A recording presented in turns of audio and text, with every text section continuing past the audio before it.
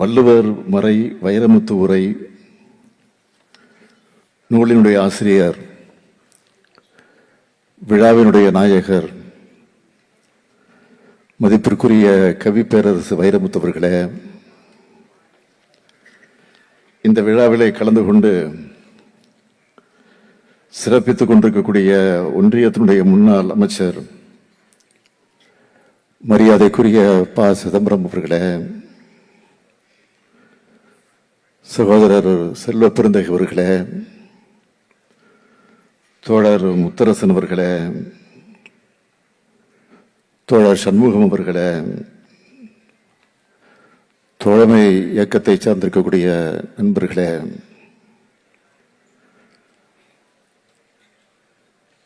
மூத்த அமைச்சர் அண்ணன் துரைமுருகன் உள்ளிட்ட அமைச்சர் பெருமக்களே, நாடாளுமன்ற சட்டமன்ற உறுப்பினர்களே,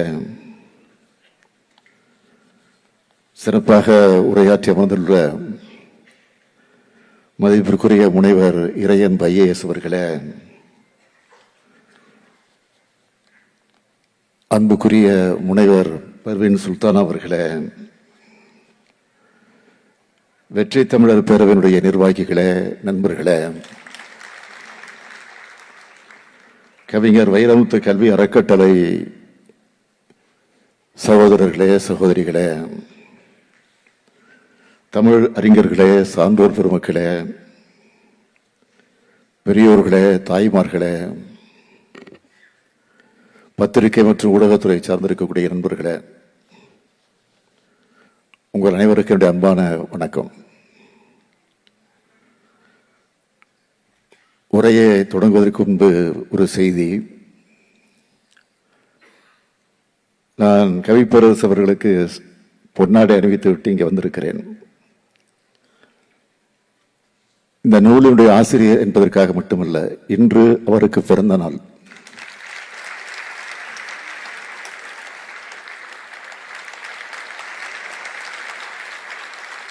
அந்த நிலையோடு உங்கள் அனைவரின் சார்பில் மீண்டும் அவருக்கு உங்களுடைய கரவொலியோடு என்னுடைய பிறந்த நாள் வாழ்த்துக்களை தெரிவித்துக் கொள்கிறேன்.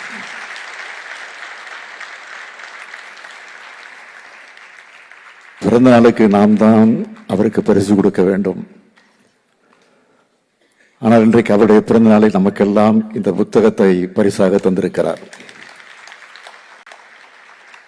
அதற்காக உங்கள் அனைவரின் சார்பில் அவருக்கு என்னுடைய நன்றி நன்றி நன்றி. திருக்குறள் 2 அடிதான். ஆனா 2000 ஆண்டுக்கு மேலா அதுக்கு புது புது பொருள்களை சொல்லி உலக மக்கள் எல்லோரும் புது வழியை, நல்வழியை சொல்லக்கூடிய உலக இலக்கியமா உயர்ந்து நிற்குது. அதனாலதான் மணக்குடவர், பரிமேலழகர் தொடங்கி முத்தமிழறிஞர் கலைஞர் உள்ளிட்ட ஏராளமானோர் திருக்குறளுக்கு உரை எழுதியிருக்காங்க. அந்த வரிசையில தான் இன்றைக்கு நம்ம கவி பேரரசு அவர்கள் இணைஞ்சிருக்கிறார். கவிப்பேரரசு அவர்கள் ஏற்றியுள்ள இந்த திருக்குறள் தீபத்தில் வள்ளுவர் எழுதுனதுதான் நீதினு சொல்ல,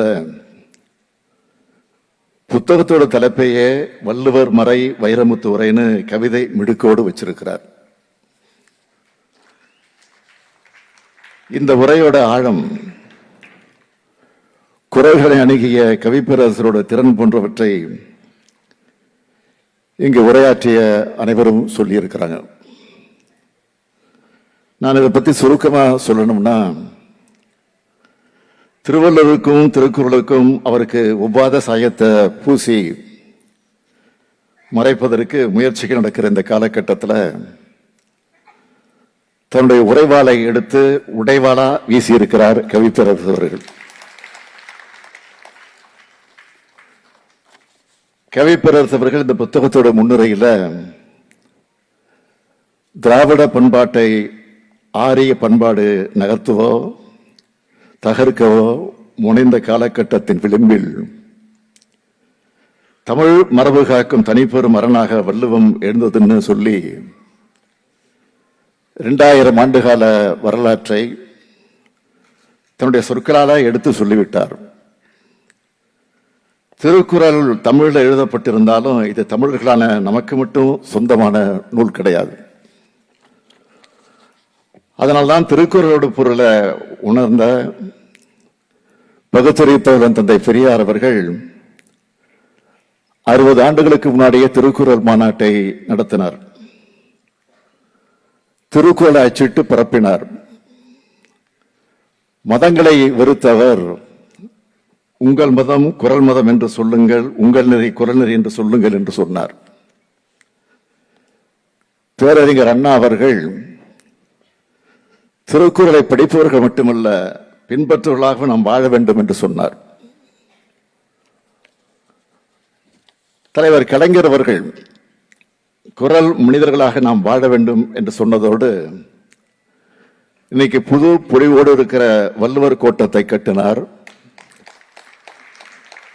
இந்திய துணைக்கண்டம் தொடங்கக்கூடிய குமரி முனையில 25 ஆண்டுகள் கடந்து சுனாமியையும் எதிர்த்து நிற்கக்கூடிய ஐயன் வள்ளுவருக்கு வானுயர சிலையை உருவாக்கினார். குறளோயும் தீட்டினார். குறளுக்கு உரை எழுதினார். தமிழின் சின்னம், தமிழினத்தின் சின்னம் திருவள்ளுவர் தான் என்பதை அடையாளம் காட்டி செம்மொழி மாநாட்டோடு லட்சணியில வள்ளுவரையும் குறளையும் இடம்பெறச் செய்தார்.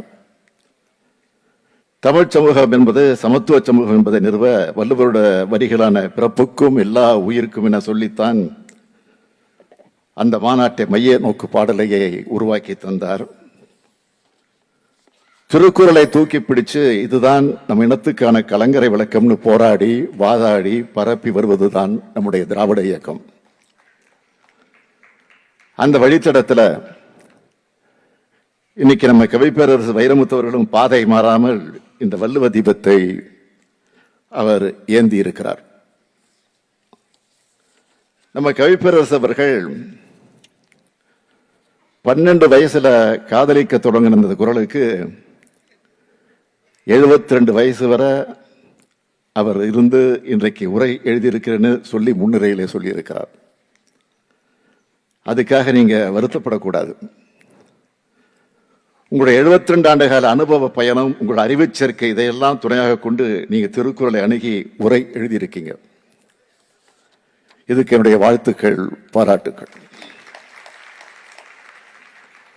ஒவ்வொரு குறளுக்கும் நீங்கள் எழுதியிருக்கக்கூடிய பொருளை வாசிக்கும் போது ஒரு கவிதையை படிச்சு அந்த உணர்வை பெற்றவனாக இருப்பதை என்னால் தவிர்க்க முடியல.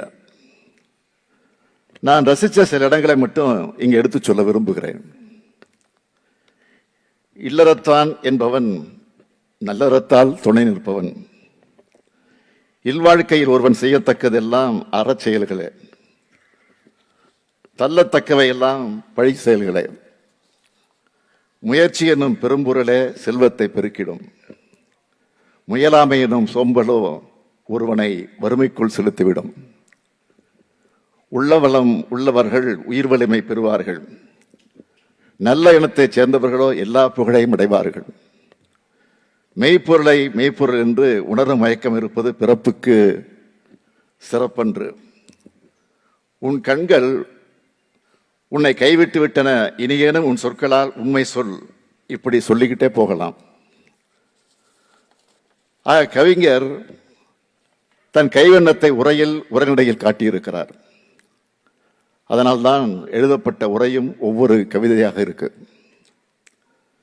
திருக்குறளில் வெளிப்படாத மறைபொருள் இன்னும் நிறைய இருக்குன்னு ஏராளமான அறிஞர்கள் தங்களோட அறிவையும் அனுபவத்தையும் பயன்படுத்தி உரை எழுதிக்கிட்டு இருக்காங்க. 2000 ஆண்டுகள் கடந்த பிறகும் பிறப்புக்கும் எல்லா உயிர்க்கும் என்ற வரிகளுக்கான தேவை இன்னைக்கும் இருக்கு. காலங்கள் கடந்து வாழும் வள்ளுவர் மறையை இந்திய நாட்டோட தேசிய நூலாக அறிவிக்கிற முயற்சிகளை நாம் இன்னும் அதிகமாக கவனம் செலுத்தி ஆகணும். இதுக்காக திருக்குறளோட சிறப்பை முழுமையாக சொல்லும் வகையிலான மாபெரும் அமைப்பை தலைநகர் டெல்லியில நாம் உருவாக்கி ஆகணும். வள்ளுவர் மறையின் பொருளை இந்திய சமூகத்தில் விதைக்கிற பணியில நம்ம ஈடுபடுத்திக்கணும். வள்ளுவர் புலவர் மட்டுமல்ல, புரட்சியாளர். வள்ளுவர் கவிஞர் மட்டுமல்ல, கலகக்காரர். அவர் வழங்கியிருக்கும் கொடையான வள்ளுவத்தை பரப்ப வேண்டியது நம்முடைய கடமை மட்டுமல்ல, காலத்தின் தேவை. வள்ளுவத்தை பரப்புவதோடு மனிதருக்கு எதிரான கருத்தியல் வண்ணங்களை அவர் மேல பூச முயற்சிக்க அடாவடித்தனத்தை ஒட்டுமொத்தமாக தமிழ் சமுதாயம் எதிர்க்கணும். சொந்தம் கொண்டாடுறதுக்கு ஆலயத்தில் ஆள் இல்லாத காரணத்தினால நம்மோட வள்ளுவரை காவியடிச்சு திருட பார்க்குறாங்க. திருட என்பதை விட ஏமாத்த பார்க்குறாங்கன்றதுதான் உண்மை. அதுதான் பொருத்தமாக இருக்கும். திருவள்ளுவர் என்பவர் உலகம் பழிப்பதை ஒழித்துவிட்டால் மழித்தலும் நீட்டலும் வேண்டாம் என்று சொன்ன பகுத்தறிவு கவி. தெய்வத்தால் முடியாததையும் முயற்சி செயல்படுத்தி காட்டக்கூடிய என்ற சுயமரியாதை கவியாக விளங்கினார். அனைவருக்கும் சமம் என்ற சமூக நீதி கவி. உலக மக்களுக்கு ஒளி வழங்குகிற சூரியனாக இருக்கிற திருக்குறளை படித்த திருவள்ளுவரை அபகரிக்க நினைச்சா அவருடைய கருத்துக்களின் வெப்பமே அவங்களை பொசுக்கிடும். திருக்குறளை படித்தால் மட்டும் போதாது, பரப்பினால் மட்டும் போதாது, அதன்படி நடக்கணும் என்ற உணர்வை ஊட்ட இளைய தலைமுறையிடம் திருக்குறளோடு பெருமைகளை சேர்ப்பதோடு அவர்கள் திருக்குறளை உள்வாங்கின மனிதர்களாக வளர்த்தெடுக்க இன்றைக்கு நம்முடைய திராவிட மாடல் அரசு பல முயற்சிகளை செய்து கொண்டிருக்கிறது.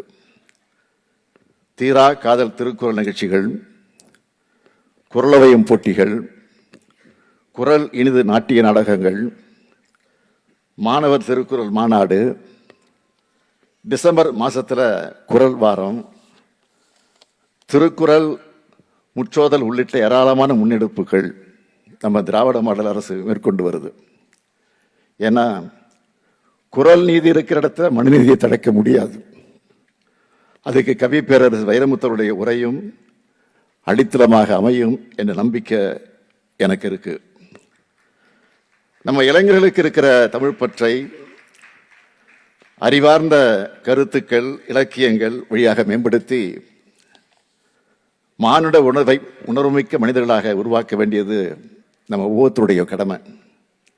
மொழி வாழ்ந்தால் இனம் வாழும், மொழி வீழ்ந்தால் இனம் வீழும். இதுதான் உலக வரலாறு நமக்கு தந்திருக்கக்கூடிய பாடமாகும். இன்றைக்கு நாமும் அதிக வீரியத்தோடு அரசியல் பண்பாட்டு படையெடுப்பை நடத்தி கொண்டிருக்கிறோம். எத்தகைய படையெடுப்புகளையும் வெல்லும் திறன் தமிழுக்கு உண்டு. தமிழர்களுடைய நம்முடைய தடந்தோள்கள் வலுப்பெற திறன் பெற வள்ளுவர் மறை, வைரமுத்து உரை போன்ற நூல்களும் வாழும் கேடயமாக அமையும். இந்த நம்பிக்கையோடு நமது கவிப்பேரரசு அவர்கள் இலக்கிய பயணம் இன்னும் பல சாதனைகளை செய்து தமிழுக்கு பெருமை சேர்க்கட்டும் என நான் அனைவரின் சார்பில் வாழ்த்துகிறேன். தமிழ் இருக்கும் வரை, குரல் இருக்கும் வரை இந்த நூலும் இருக்கும். வாழ்க தமிழ், வளர்க வள்ளுவம், பரவட்டும் குரல் நெறி. நன்றி, வணக்கம்.